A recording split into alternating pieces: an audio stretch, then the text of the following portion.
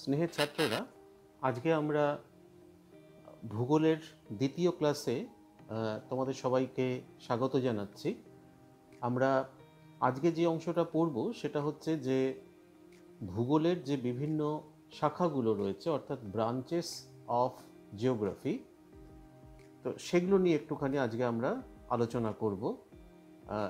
এটা হচ্ছে এই চ্যাপ্টারটার মধ্যে সবথেকে গুরুত্বপূর্ণ অংশ, সুতরাং চেষ্টা করবে এটাকে খুব ভালোভাবে মনোযোগ দিয়ে শোনা এবং ক্লাসের পরে বইটাও একবার কিন্তু ভালো করে তোমরা দেখে নেবে।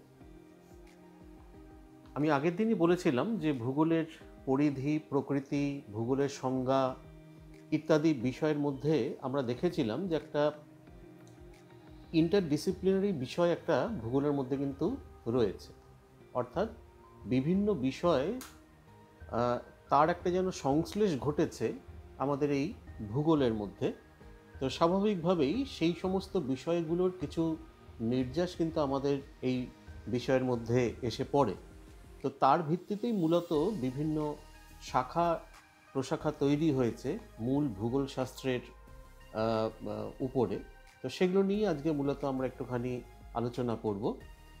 তো সেখানে বলা হচ্ছে যে প্রাকৃতিক বিজ্ঞান, জীববিজ্ঞান এবং সামাজিক বিজ্ঞানের বিভিন্ন শাখা প্রশাখার মধ্যে ছড়িয়ে আছে ভূগোলের বিষয়বস্তুগুলো। এই জন্য ভূগোলকে একটি আন্তর্বৈষয়িক বিষয় বা ইন্টারডিসিপ্লিনারি সাবজেক্ট এটাও কিন্তু বলা হয়, যেটা আমি একটু আগে বলছিলাম। তবে বিষয়বস্তু সাদৃশ্য থাকলেও ভূগোলের স্বাতন্ত্র্য কিন্তু তার দৈশিক বা স্থানিক বিশ্লেষণে, অর্থাৎ যে কোনো দেশ বা স্থানের পরিপ্রেক্ষিতে বিভিন্ন বিষয়ের যে বিশ্লেষণ করা হয় সেটাই কিন্তু ভূগোলের নিজস্বতা। আর এই জন্যই ভূগোলকে বিভিন্ন শাখায় ভাগ করার ক্ষেত্রে যথেষ্ট বৈচিত্র্যও কিন্তু আমরা লক্ষ্য করতে পারি। প্রাকৃতিক বিজ্ঞান অর্থাৎ ফিজিক্যাল সায়েন্স, জীববিজ্ঞান অর্থাৎ বায়োলজিক্যাল সায়েন্স, সমাজবিজ্ঞান অর্থাৎ সোশিয়াল সায়েন্স, বিজ্ঞানের এই তিনটি প্রধান বিভাগের যেসব মূলগত যে সমস্ত ধারণা, অর্থাৎ বুনিয়াদি ধারণা যেটাকে আমরা বলি ফান্ডামেন্টাল কনসেপ্টস, তো সেগুলোকে প্রয়োগ ঘটিয়েই ভূগোলের তিনটি মূল শাখার কিন্তু সৃষ্টি হয়। এই তিনটি শাখা হলো যথাক্রমে প্রাকৃতিক ভূগোল, জীব ভূগোল এবং মানবীয় ভূগোল। এখন এই যে তিনটি মূল শাখা তৈরি হলো, এর থেকে আবার একাধিক প্রশাখা ভূগোলের তৈরি হয়েছে। সেগুলোই এবার আমরা এক এক করে আলোচনা করব ছোট করে। প্রথমেই যদি আমরা ফিজিক্যাল সায়েন্স অর্থাৎ প্রাকৃতিক বিজ্ঞানের ওপর ভিত্তি করে গড়ে ওঠা ভূগোলের যে মূল শাখা অর্থাৎ প্রাকৃতিক ভূগোলের কথা বলি, তাহলে সেখানে কি বলা হচ্ছে? সেখানে বলা হচ্ছে যে ভূগোলের যে অংশে প্রাকৃতিক বিষয়সমূহ যেমন ভূমিরূপ, সাগর, মহাসাগর, নদ নদী, হ্রদ, তারপরে আবহাওয়া, জলবায়ু, মৃত্তিকা, এই সমস্ত বিষয়গুলো নিয়ে যেখানে আলোচনা করা হচ্ছে সেটাকেই কিন্তু আমরা এখানে বলছি প্রাকৃতিক ভূগোল বা ফিজিক্যাল জিওগ্রাফি। পৃথিবীর বিভিন্ন প্রকার প্রাকৃতিক উপাদান এবং প্রক্রিয়াসমূহের স্থানগত ও সময়গত বৈচিত্র্যের পর্যবেক্ষণ এবং তার অনুসন্ধান ও বিশ্লেষণ করে যথাযথ তথ্য ও তত্ত্ব বিবৃত করাই হলো প্রাকৃতিক ভূগোলের মূল উদ্দেশ্য। অর্থাৎ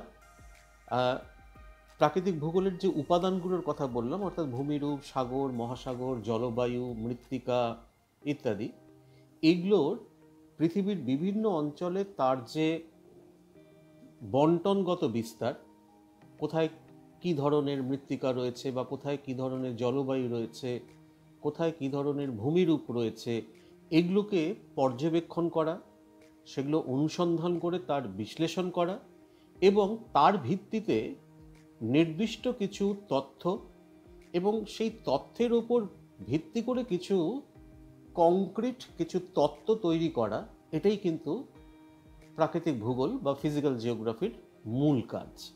সবগুলোই যে একসঙ্গে হবে তার কোনো মানে নেই। মূলত এই ধরনের কাজগুলোই কিন্তু এই শাখার মধ্যে হয়ে থাকে। এর আবার অনেকগুলো ভাগ রয়েছে, মূলত 5টি ভাগে এই প্রাকৃতিক ভূগোলকে আমরা ভাগ করতে পারি, যার মধ্যে একটি হচ্ছে গাণিতিক ও জ্যোতির্বিজ্ঞানীয় ভূগোল, দ্বিতীয় হচ্ছে ভূমিরূপবিদ্যা, তৃতীয় হচ্ছে জলবায়ুবিদ্যা, চতুর্থ হচ্ছে সমুদ্রবিদ্যা, আর পঞ্চম হচ্ছে মৃত্তিকা ভূগোল। তো এই 5টি ভূগোল বা 5টি শাখা প্রাকৃতিক ভূগোলের অন্তর্গত। এবার আমরা একটা একটা করে যদি এগুলো দেখি খুব সংক্ষিপ্তভাবে। প্রথমেই হচ্ছে গাণিতিক ও জ্যোতির্বিজ্ঞানীয় ভূগোল, ম্যাথামেটিক্যাল অ্যান্ড অ্যাস্ট্রোনমিক্যাল জিওগ্রাফি। কি বলা হচ্ছে এখানে? যে গণিত এবং জ্যোতির্বিজ্ঞান, অর্থাৎ অঙ্ক এবং জ্যোতির্বিজ্ঞান, যেটাকে আমরা অ্যাস্ট্রোনমি বলি, এর উপর ভিত্তি করে প্রাকৃতিক ভূগোলের যে শাখাটি বিকশিত হয়েছে তাকেই আমরা এখানে বলছি যে গাণিতিক ও জ্যোতির্বিজ্ঞানীয় ভূগোল। এই শাখাটার মধ্যে কি বিষয়গুলো আমরা পড়ি বা পড়ানো হয়? এই শাখার মধ্যে মূলত মহাশূন্যে পৃথিবীর গতিবিধি বা অন্যান্য গ্রহের গতিবিধিগুলো পর্যবেক্ষণ করা হয়। তারপরে আবর্তন গতি, পরিক্রমণ গতি সম্পর্কে আমরা বিশদে জানতে পারি। অক্ষাংশ দ্রাঘিমাংশ নির্ণয়, দ্রাঘিমার সাথে সময়ের সম্পর্ক, এই ধরনের। তাছাড়া পৃথিবীর যে মানচিত্র আমরা বিভিন্ন প্রজেকশনের মাধ্যমে আমরা করে থাকি সেই বিষয়গুলো, এবং বর্তমানে মানচিত্র অঙ্কন এবং ভূগোলে জিপিএসের যে ব্যবহার, অর্থাৎ গ্লোবাল পজিশনিং সিস্টেম, বা দূর সংবেদন ব্যবস্থা অর্থাৎ রিমোট সেন্সিং, এইগুলোর ব্যবহার বা এগুলো নিয়ে আলোচনাও কিন্তু ভূগোলের এই শাখার মধ্যেই কিন্তু আমরা করে থাকি। দ্বিতীয় হচ্ছে ভূমিরূপবিদ্যা বা জিওমরফোলজি। প্রাকৃতিক বিজ্ঞানের একটি শাখা হচ্ছে ভূতত্ত্ব বা জিওলজি। তার উপর ভিত্তি করেই এই শাখাটি, ভূগোলের এই শাখাটি অর্থাৎ ভূমিরূপবিদ্যা শাখাটির বিকাশ ঘটেছে।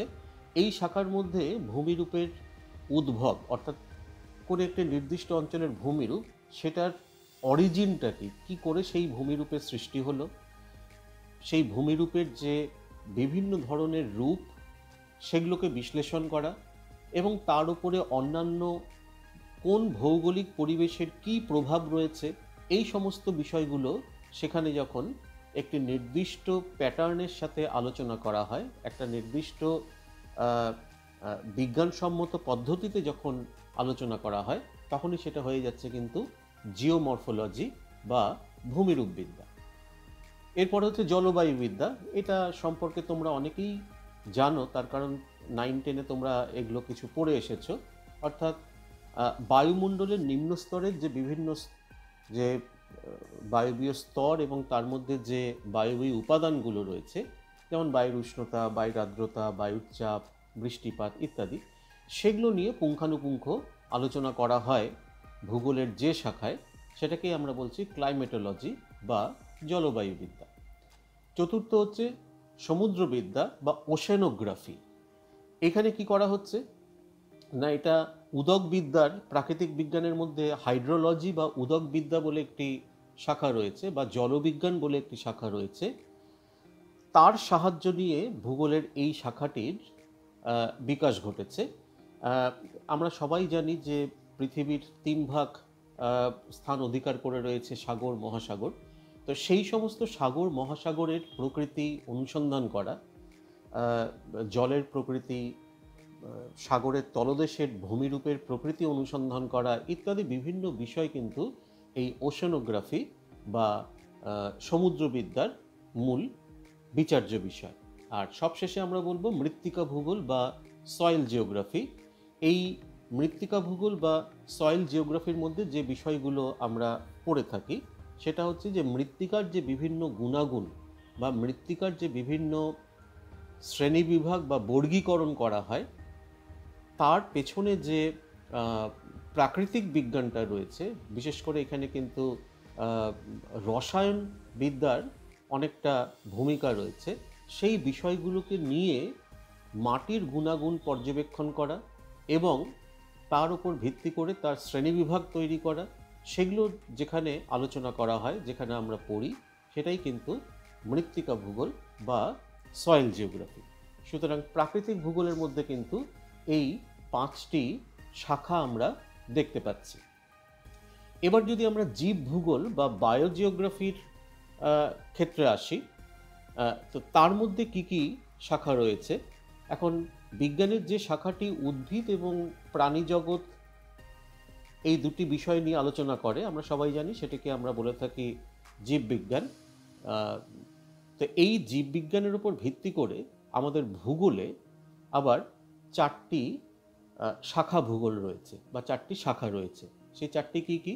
এক হচ্ছে উদ্ভিদ ভূগোল, দুই হচ্ছে প্রাণী ভূগোল, তৃতীয় হচ্ছে মানবীয় বাস্তুবিদ্যা, আর চতুর্থ হচ্ছে পরিবেশ ভূগোল।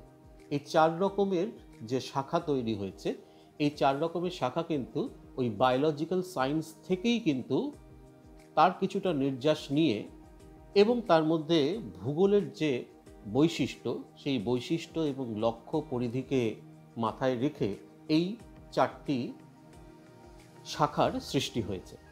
এখন উদ্ভিদ ভূগোলের মধ্যে যেগুলো আমরা পড়ে থাকি সেটা হচ্ছে যে উদ্ভিদের যে বিভিন্ন শ্রেণী বিভাগ এবং তার সাথে বিভিন্ন ভৌগোলিক পরিবেশ, তার যে আন্তঃসম্পর্ক, সেগুলো আমরা সেখানে ইন ডিটেল আমরা আলোচনা করে থাকি।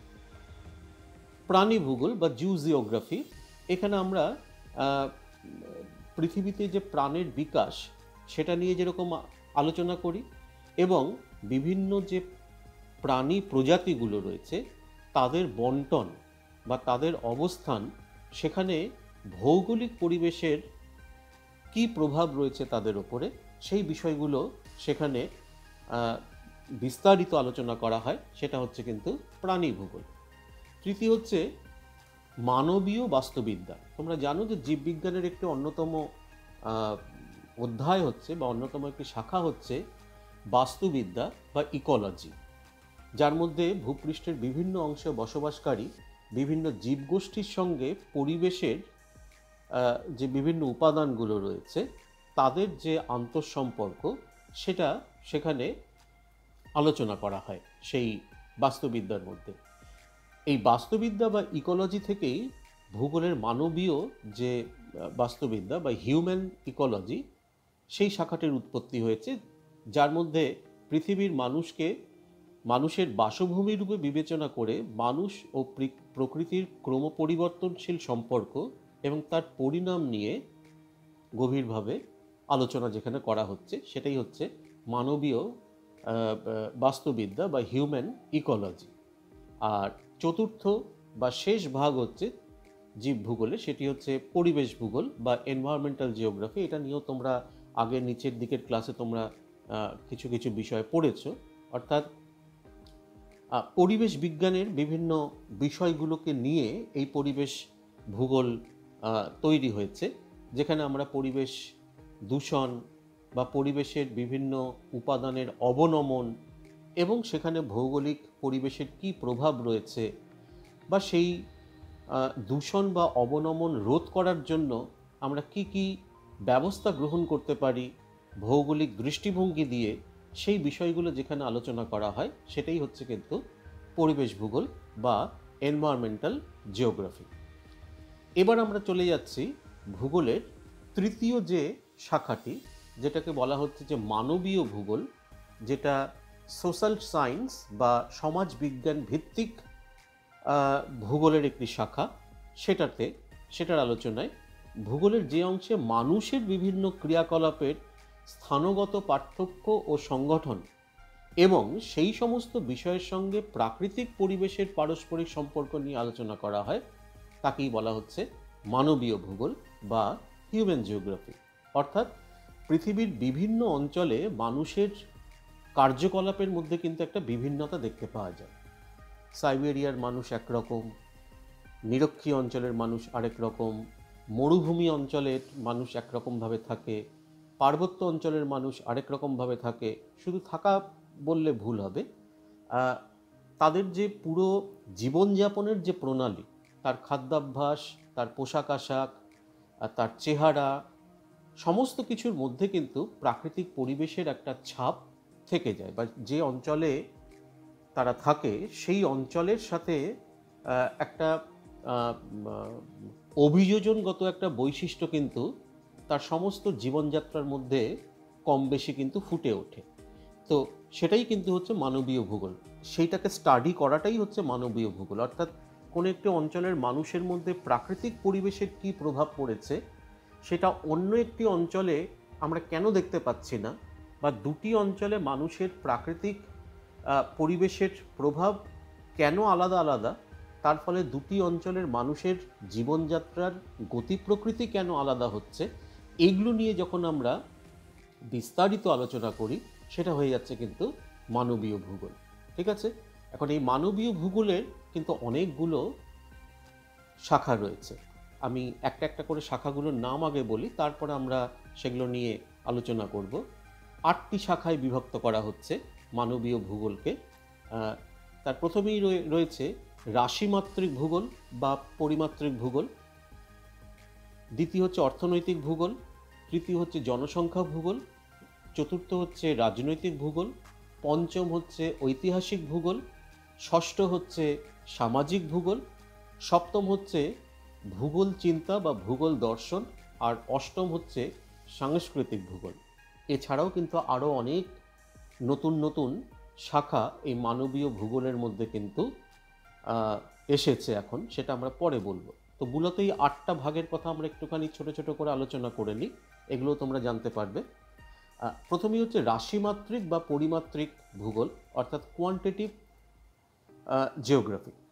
কোয়ান্টিটেটিভ জিওগ্রাফি অর্থাৎ এখানে দুটি বিষয়ের ওপরে কিন্তু গুরুত্ব আরোপ করা হয়। এটা একদম রিসেন্ট ট্রেন্ড বলা যেতে পারে জিওগ্রাফির, অর্থাৎ বিংশ শতাব্দীর 5 দশক থেকে এই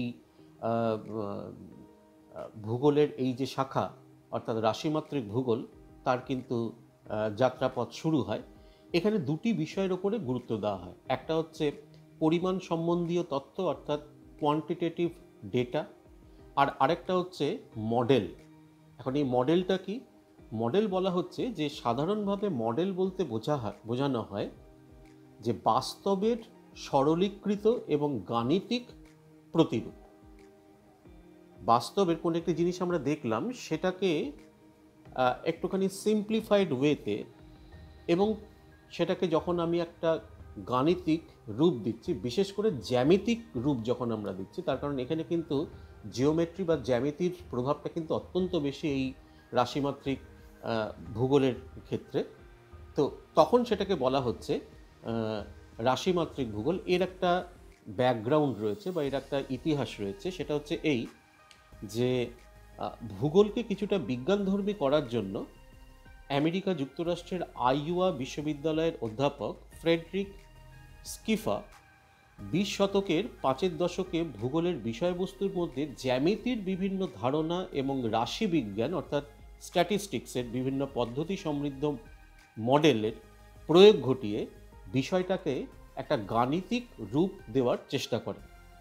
প্রধানত এর ফলেই তখন থেকেই ভূগোলের একটি শাখা হিসাবে রাশিমাত্রিক বা পরিমাণগত ভূগোলের আবির্ভাব ঘটে, যার প্রধান ভাষাই হলো কিন্তু জ্যামিতি এবং স্ট্যাটিস্টিক্স বা রাশিতত্ত্ব। দ্বিতীয় যে শ্রেণীবিভাগ রয়েছে সেটি হচ্ছে অর্থনৈতিক ভূগোল। মানবীয় ভূগোলের একটি অন্যতম গুরুত্বপূর্ণ শাখা হলো অর্থনৈতিক ভূগোল, যার সাথে অর্থনীতি অর্থাৎ ইকোনমিক্সের একটা সরাসরি সম্পর্ক রয়েছে। অর্থাৎ আর্থসামাজিক ব্যবস্থার পরিপ্রেক্ষিতে যে কোনো জিনিসকে যখন আমরা বিচার বিশ্লেষণ করি, তখনই কিন্তু সেটা হয়ে যাচ্ছে অর্থনৈতিক ভূগোলের অন্তর্গত। তৃতীয় হচ্ছে জনসংখ্যা ভূগোল। সামাজিক বিজ্ঞানের একটি শাখা হচ্ছে জনসংখ্যাবিদ্যা বা ডেমোগ্রাফি। তো এই ডেমোগ্রাফি বা জনসংখ্যা বিদ্যাকে তার কিছু ফলাফলকে কাজে লাগিয়ে আমরা ভূগোলের মধ্যেও কিন্তু একটা নতুন শাখা আমরা তৈরি করে নিলাম, যেটাকে বলা হচ্ছে যে জনসংখ্যা ভূগোল। সেখানে আমরা জনসংখ্যার ঘনত্ব, জনসংখ্যার গতি প্রকৃতি, জন্মহার, মৃত্যুহার, জনসংখ্যার কাঠামো, তারপরে হচ্ছে পরিব্রাজন বা মাইগ্রেশন ইত্যাদি বিভিন্ন বিষয় নিয়ে যেখানে আলোচনা করা হয়, এবং প্রত্যেকটার পেছনে ভৌগোলিক কি প্রেষণা রয়েছে বা ভৌগোলিক কি কারণ রয়েছে, সেগুলোকে সেখানে কিন্তু নিখুঁতভাবে আলোচনা করা হয়। তো সেটা হচ্ছে জনসংখ্যা ভূগোল বা পপুলেশন জিওগ্রাফি। এরপরে হচ্ছে রাজনৈতিক ভূগোল বা পলিটিক্যাল জিওগ্রাফি। সমাজবিজ্ঞানের অন্যতম একটি শাখা হচ্ছে রাষ্ট্রবিজ্ঞান বা পলিটিক্যাল সায়েন্স, তোমরা সবাই জানো। যে পলিটিক্যাল সায়েন্সের মূল আলোচ্য বিষয় হলো রাষ্ট্র, রাষ্ট্রের অধিবাসী এবং তাদের সার্বভৌমত্ব বা রাজনৈতিক অধিকার। এগুলো নিয়েই মূলত আরও অনেক কিছু বিষয় রয়েছে, কিন্তু মূল বিষয় পলিটিক্যাল সায়েন্সের বা রাষ্ট্রবিজ্ঞানের কিন্তু এগুলো। তো এই রাষ্ট্রবিজ্ঞানের ওপর ভিত্তি করে গড়ে উঠেছে কিন্তু রাজনৈতিক ভূগোল বা পলিটিক্যাল জিওগ্রাফি। তাই এরও কেন্দ্রে থাকে রাষ্ট্র। তবে এখানে রাষ্ট্রকে দৈশিক একক বা একটা স্প্যাশিয়াল ইউনিট হিসেবে কিন্তু দেখা হয়। এখানে কিন্তু রাষ্ট্রকে একটা রাজনৈতিক একক, যেটা পলিটিক্যাল সায়েন্সের ক্ষেত্রে বা রাষ্ট্রবিজ্ঞানের ক্ষেত্রে যে দৃষ্টিভঙ্গি দিয়ে একটা রাষ্ট্রকে দেখা হয়, ভূগোলে অর্থাৎ রাজনৈতিক ভূগোলে কিন্তু আমরা সেই দৃষ্টিভঙ্গি দিয়ে রাষ্ট্রকে দেখি না। রাষ্ট্রকে আমরা দেখি কিন্তু একটা স্পেস বা একটা দৈশিক অবস্থান রূপে। এই জন্যই রাষ্ট্রবিজ্ঞানের সঙ্গে রাজনৈতিক ভূগোলের কিন্তু একটা সম্পর্ক গড়ে উঠছে, এই কারণে যে রাষ্ট্রের একটা নির্দিষ্ট স্থান বা এলাকা বা অধিবাসী বা তাদের রাজনৈতিক পরিচয় কী, সেগুলো তার উপরে ভৌগোলিক পরিবেশের কী প্রভাব রয়েছে সেগুলো সেখানে কিন্তু আলোচনা করা হয়। তো সেটা তখন হয়ে যাচ্ছে পলিটিক্যাল জিওগ্রাফি। পঞ্চম হচ্ছে ঐতিহাসিক ভূগোল বা হিস্টোরিক্যাল জিওগ্রাফি। অর্থাৎ নামটা শুনেই তোমরা বুঝতে পারছো যে ইতিহাস বা হিস্ট্রির সাথে এর একটা কিন্তু যোগসূত্র রয়েছে। অর্থাৎ ইতিহাসের বিভিন্ন যে বিষয়গুলো, সেগুলোর সাথে ভূগোলের একটা সংমিশ্রণ এখানে ঘটানো হচ্ছে। বিখ্যাত ভূগোলবিদ হাডসন তার মতে তিনি বলছেন যে সময়ের পটভূমিতে ঘটনার বিবরণ, সেটাকে আমরা ইতিহাস বলি, আর স্থানের পটভূমিতে যখন আমরা কোনো একটি জিনিসের বিবরণ দিচ্ছি সেটা হয়ে যাচ্ছে কিন্তু ভূগোল। অর্থাৎ দুটোই কিন্তু ডেসক্রিপশন, দুটোই বিবরণ। একটা হচ্ছে ইতিহাসের ক্ষেত্রে সেটা হচ্ছে সময়ের পরিপ্রেক্ষিতে কোনো ঘটনার বর্ণনা বা বিবরণ, আর ভূগোলের ক্ষেত্রে সেটা হয়ে যাচ্ছে কিন্তু কোনো একটি স্থানের পরিপ্রেক্ষিতে বা স্থানের পটভূমিতে তার বিবরণ। তো এই নিয়েই কিন্তু ঐতিহাসিক ভূগোল সেটা তৈরি হয়েছে। এরপরে হচ্ছে সামাজিক ভূগোল, অর্থাৎ সমাজবিজ্ঞান বা সোশিওলজি, সমাজতত্ত্ব বা সোশিওলজি থেকে এই ভূগোলের এই শাখার বিকাশ ঘটেছে। পৃথিবীর বিভিন্ন অংশে মানুষের সামাজিক জীবনের মধ্যে নানা ধরনের যে স্থানগত পার্থক্য রয়েছে, যেমন গ্রামীণ সমাজ এক ধরনের, শহরের সমাজ অন্য ধরনের, বা নগরের কেন্দ্রস্থলের সঙ্গে নগরের প্রান্তভাগের সামাজিক বৈশিষ্ট্যের অনেক তারতম্য আছে। এই সমস্ত বিষয়গুলো যেখানে আলোচিত হয় সেটাই হচ্ছে কিন্তু সামাজিক ভূগোল। সপ্তম হচ্ছে ভূগোল দর্শন বা ভূগোল চিন্তা বা জিওগ্রাফিক্যাল থট। সামাজিক বিজ্ঞানের একটি গুরুত্বপূর্ণ শাখা হলো দর্শন বা ফিলসফি। প্রধানত দর্শনের উপর ভিত্তি করেই গড়ে উঠেছে ভূগোল দর্শন বা ভূগোল চিন্তা নামে ভূগোলের এই শাখাটি। ভূগোলের দর্শন বলতে বোঝায় যে প্রাচীনকাল থেকে বর্তমান সময় পর্যন্ত ভূগোলের যে নানা ধারণা, দৃষ্টিভঙ্গি, মতপার্থক্য, পদ্ধতি সেগুলো যে এসেছে, সেগুলোর যথাযথ বিবরণ এবং তাদের গুরুত্ব ও যথার্থ নির্ণয়ের জন্য দার্শনিক বিশ্লেষণের মাধ্যমে সেগুলোর বিচার বিশ্লেষণ করা। অধিকাংশ ভূগোলবিদদের মতে এইভাবে দার্শনিক বিচার বিশ্লেষণের দ্বারা ভূগোলের বিভিন্ন মৌলিক ধারণা, পদ্ধতি বা ব্যাখ্যা, অর্থাৎ ভূগোলের অভ্যন্তরে অনেক স্বচ্ছ, ভূগোলের ধারণা অনেক স্বচ্ছ এবং সুদৃঢ় হয়। তো দর্শনের যে বিভিন্ন বিষয়গুলো রয়েছে, সেই দর্শনের বিষয়গুলোকে ভূগোলের কোনো কোনো ক্ষেত্রে প্রয়োগ করা হচ্ছে। আমি আগের ক্লাসে যেরকম আমরা আলোচনা করেছিলাম বিভিন্ন দৃষ্টিভঙ্গির কথা, তোমাদের নিশ্চয়ই মনে আছে, জিওক্র্যাটিক, থিওক্র্যাটিক, উওক্র্যাটিক। তো এই ধরনের দৃষ্টিভঙ্গিগুলোর বিবর্তন কিভাবে ঘটেছে, সেখানেই কিন্তু দর্শনের সাথে ভূগোলের একটা যোগসূত্রিতা আমরা খুঁজে পাই, এবং সেগুলোর ভিত্তিতে যখন কোনো ভূগোলের যে শাখাটি, নির্দিষ্ট একটি শাখা গড়ে ওঠে, সেটাকেই আমরা কিন্তু বলে থাকি যে ভূগোল দর্শন বা ভূগোল চিন্তা।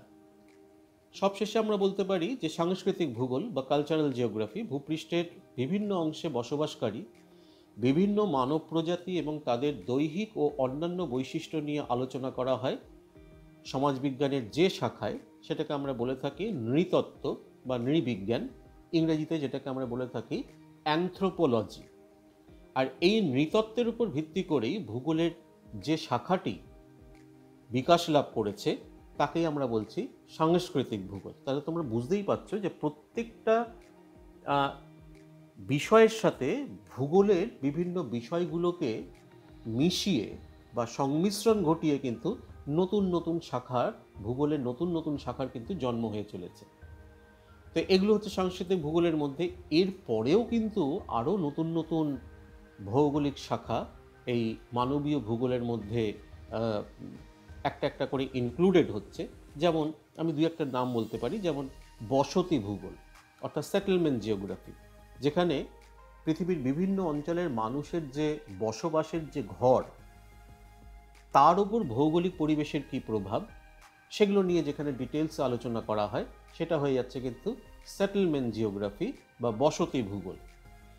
একই রকমভাবে পরিবহন ভূগোল বা পরিবহন ব্যবস্থার ভূগোল, অর্থাৎ যেখানে ট্রান্সপোর্টের বিভিন্ন বিষয় নিয়ে, পরিবহনের বিভিন্ন বিষয় নিয়ে, তার সাথে ভৌগোলিক পরিবেশের প্রভাব নিয়ে যেখানে আলোচনা করা হয়।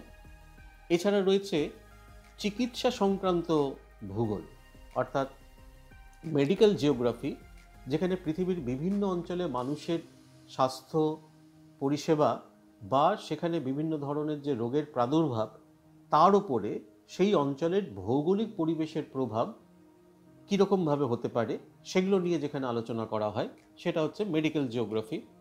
একই রকমভাবে এন্টারটেনমেন্ট জিওগ্রাফি বা বিনোদনমূলক ভূগোল, যেখানে বিভিন্ন পর্যটন কেন্দ্রের বিকাশ কিভাবে হয়েছে, পরিবেশ অনুকূল পর্যটন কেন্দ্রগুলো কিভাবে আস্তে আস্তে ইভলভ করছে, এই সমস্ত বিষয় নিয়ে যেখানে আলোচনা করা হচ্ছে, সেগুলো হচ্ছে বিনোদন ভূগোল। এছাড়া পর্যটন ভূগোল, সেটাও কিন্তু ভূগোলের একটি শাখা। কৃষি ভূগোল, মিউজিক্যাল জিওগ্রাফি, এইরকম বিভিন্ন নিত্য নতুন শাখা ভূগোলে বিভিন্ন বিষয়ের মধ্যে কিন্তু আস্তে আস্তে প্রবেশ করছে। তো এইভাবেই কিন্তু দেখা যাচ্ছে যে প্রাকৃতিক বিজ্ঞান, জীববিজ্ঞান এবং সমাজবিজ্ঞানের সঙ্গে ভূগোলের যে একটা গভীর বা একটা নিবিড় সম্পর্ক, তার পরিপ্রেক্ষিতেই কিন্তু ভূগোল বর্তমানে শাখা প্রশাখা সমৃদ্ধ একটি স্বতন্ত্র গাছ, স্বতন্ত্র বৃক্ষে পরিণত হয়েছে। মানুষের শরীরে যেরকম প্রতিটি কোষের স্বতন্ত্র অস্তিত্ব থাকলেও সারা শরীরে রক্ত প্রবাহে কোনো অসুবিধা হয় না, তেমনি ভূগোলেও এই স্বতন্ত্রতা কোনোভাবেই কিন্তু বিজ্ঞানের বিভিন্ন শাখা তথা বিভিন্ন বিভাগ থেকে যে তথ্য বা পরিসংখ্যান সংগ্রহ করা হচ্ছে, তাতেও কিন্তু কোনো বাধার সৃষ্টি হয় না। আসলে এই যে সংগৃহীত তথ্যগুলো বা পরিসংখ্যানগুলোকে দেশ ও স্থানের পরিপ্রেক্ষিতে সেগুলো সংমিশ্রণ ঘটিয়ে ভূগোলবিদরা যেটা করেন, তাদের প্রধান হাতিয়ার হচ্ছে মানচিত্র। তার সাহায্যে সেটাকে কিন্তু দৃশ্যমান করে তোলেন। তখনই কিন্তু ভূগোলের এই যে বিভিন্ন যে শাখাগুলো, তাদের যে যথার্থতা, সেটা কিন্তু ফুটে ওঠে। তো এই হচ্ছে ভূগোলের যে বিভিন্ন শাখাগুলো রয়েছে, সেই শাখাগুলোর একটা সংক্ষিপ্ত বিবরণ। এর পরের দিনের ক্লাসে আমরা যেটা নিয়ে আলোচনা করব, সেটা হচ্ছে, এটাই হবে শেষ আলোচনা এই অধ্যায়ের। সেটা হচ্ছে এই যে আমরা ভূগোলের বিভিন্ন শাখাগুলোর কথা আমরা আলোচনা করলাম, যেগুলোর কথা তোমরা আজকে জানতে পারলে, এই শাখা ভূগোলগুলোর ভবিষ্যৎ সম্ভাবনা কী, এগুলো দিয়ে কি করা যায় বা কতদূর কি যাওয়া যায়, সেগুলো নিয়ে একটা সংক্ষিপ্ত আলোচনা, এটা আমরা পরের দিনের ক্লাসে করব। সুতরাং আজকে এই পর্যন্তই থাকলো। সবাই তোমরা ভালো থেকো।